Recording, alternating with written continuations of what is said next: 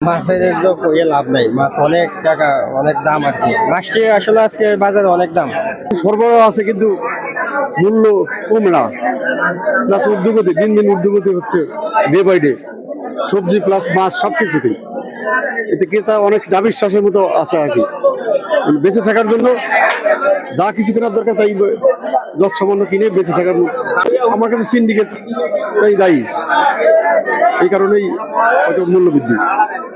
গত সপ্তাহের তুলনায় এই সপ্তাহ আসলে অনেকটাই চড়া, কারণ আমি বাজারে ঢুকে দেখলাম যে কাঁচামরিচ 250 গ্রাম 80 টাকা, কাঠফল 80 টাকা, সিম 80 টাকা, তারপরে আপনার ওই লচ্ছয় 80 টাকা, শসা 80 টাকা, 160 টাকা, করল 160 টাকা।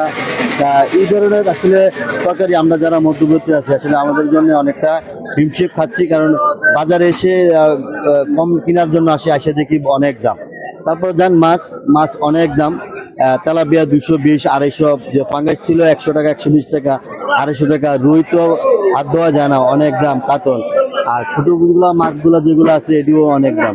আসলে আমরা যারা মধ্যবিত্ত ফ্যামিলি আছি তারা আসলে অনেকটাই হিমশিম। তবে সরকারের তদারকি করা দরকার এবং মনিটরিং করা দরকার।